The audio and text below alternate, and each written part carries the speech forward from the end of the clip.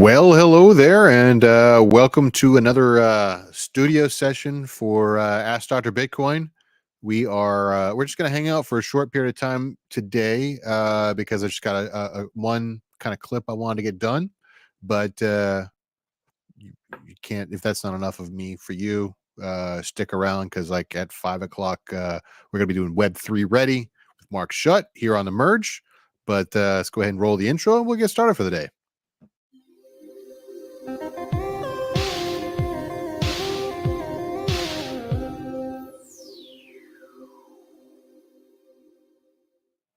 So thanks for hanging out. Today we're going to be talking a little bit about something that rolled out of the Morpheus project this week. It is their Techno Capital. I'm going to get it wrong. It's the Techno Capital machine is what they called it. Basically, it's they've given a name and kind of a guide to a framework that it better explains how they're funding the project. And so we're going to dive into that today. It's going to be an explanation because the document that they put out is pretty comprehensive, but we're going to kind of explain it from a degen, Web3 degen perspective, get into the details, and it's a fresh document. I'm not super I haven't researched all the bits of no code solutions that you can piece together to build something of your own. I have been talking with the Texas Blockchain Council and Open Zeppelin guy, Michael Llewellyn. He's on the board of the Texas Blockchain Council, and he's just a smart dude I've known for a long time. And we've been going back and forth in how someone might be able to construct this as a no code solution.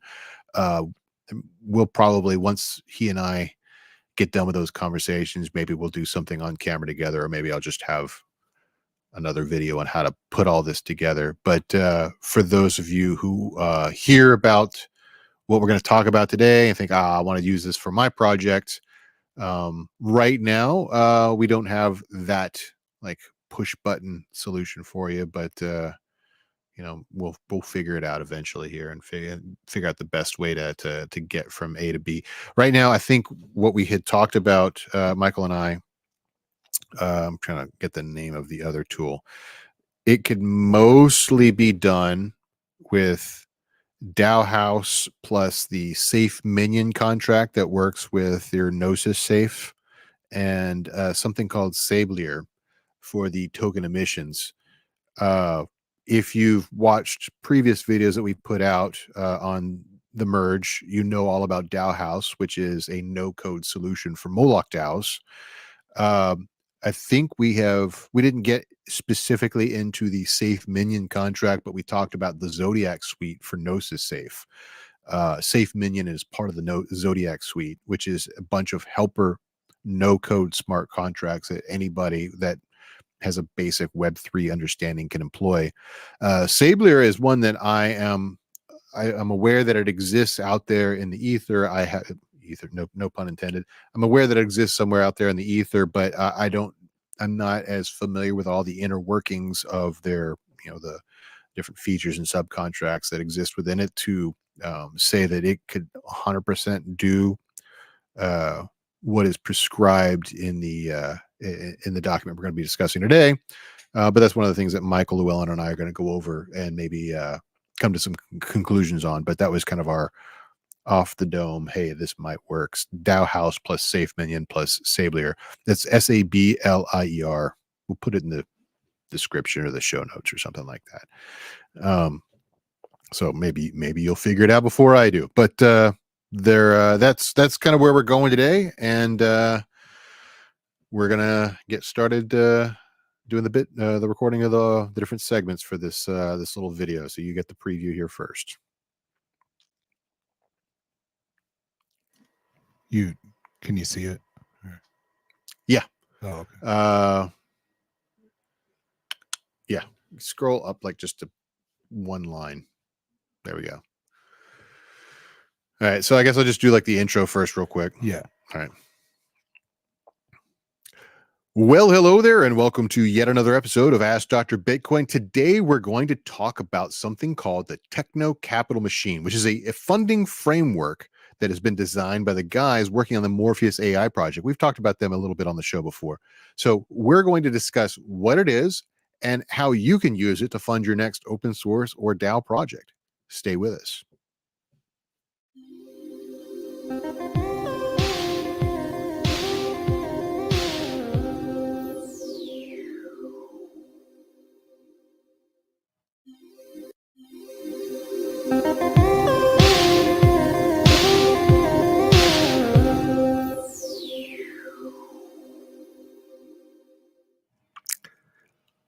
All right, so let's break down the techno capital machine concept into a more digestible format for Web3 degens.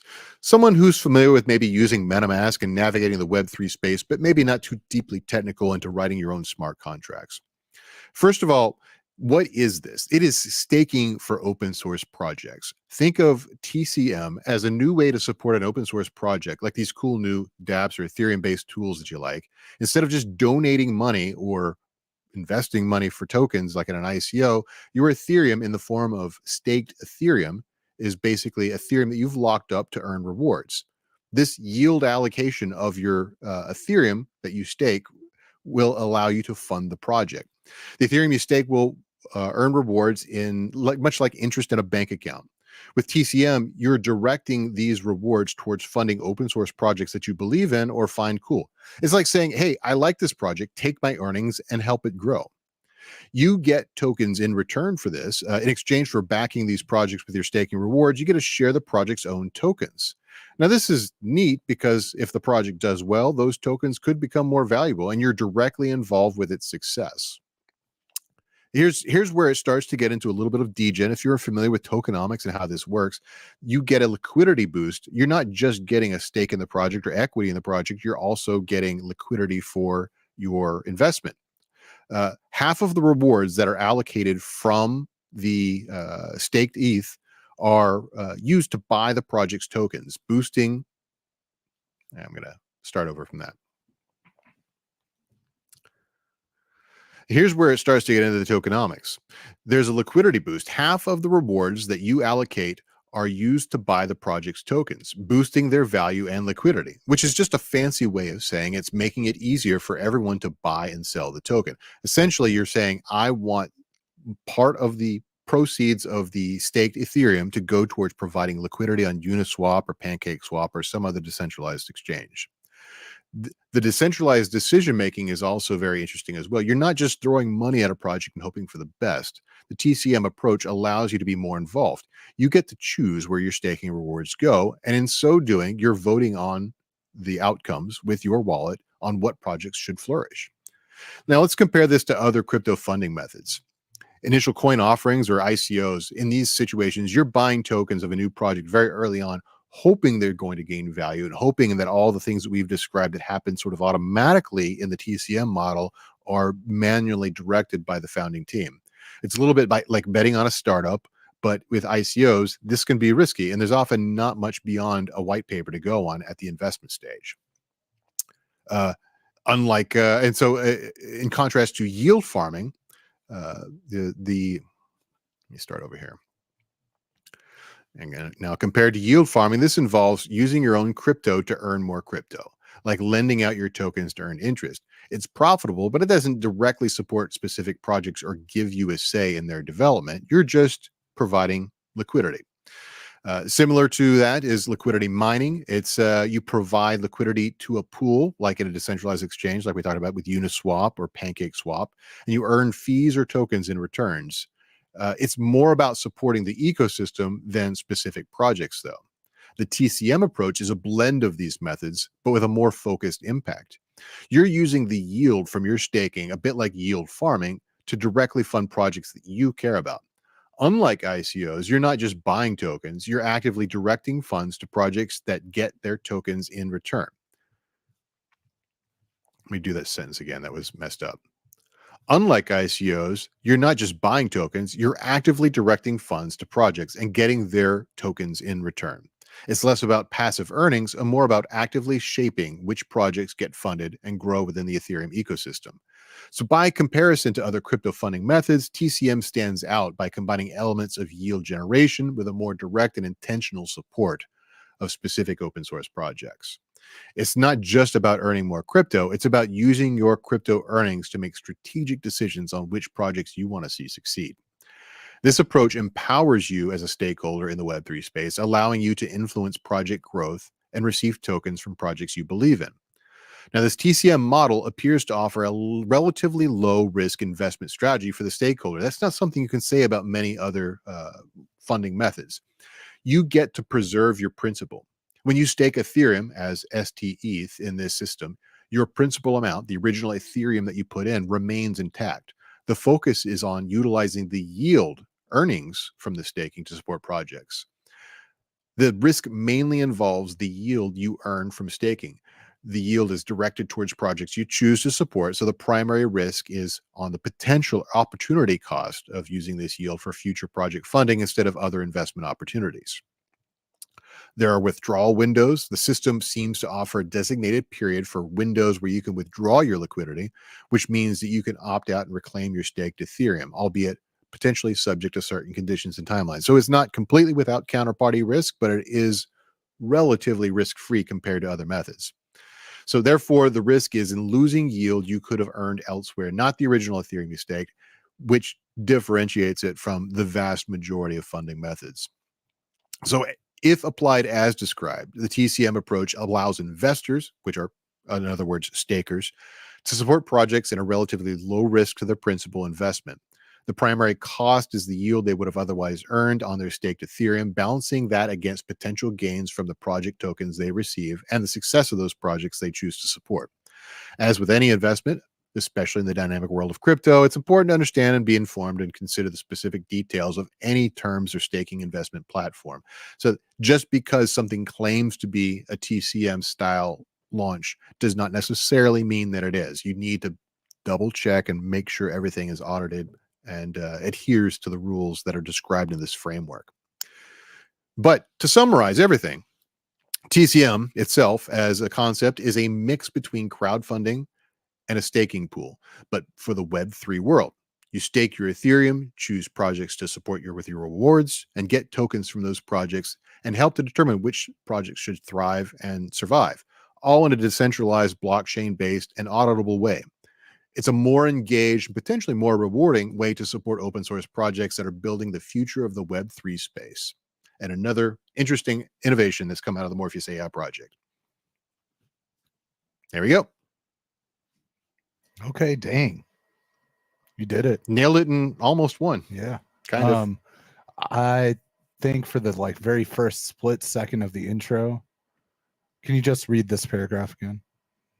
Very intro. Okay.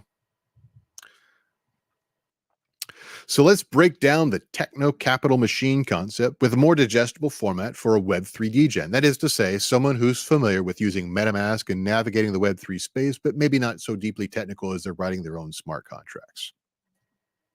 Nice. I think we got it. Cool. So this is now off that video, right? But can you call anyone who does Web3 type activities, NFT stuff, a degen? Because the way I hear y'all talk about it, I think of degens as like really risky traders, basically. Yeah, I mean, so like, I guess I just answered my own question. That's what an NFT person is. Yeah, I mean, the same shit. There's varieties of degens. There's like degen style investing, which is like meme coin launches and whatnot, and that's a specific like format to a launch. But broadly, it's also a term that's used for people that would not question any of the the terminology. Like they know what yield farming is and they know what liquidity mining is and that sort of stuff. Yeah. Like if you know what all those words are, you're probably a degen. So this is one of the videos you filmed that I have to watch again because this kind of went over my head. But. Yeah, so this is definitely targeted to someone who's already a degen. But that's also like if you've if you've gotten to and watched the videos where I've explained how a Moloch DAO works or how a Nouns DAO works, this is who I'm talking to, because the fundraising side of a DAO is where there's always a lot of innovation happening, but there's just not a definitely not a one size fits all for DAO funding and for project funding. And the bigger issue, I think, is there's a lot of subcategories of funding or things that need to be funded that there's just not good solutions for, and this starts to fill in a lot of those gaps, I think.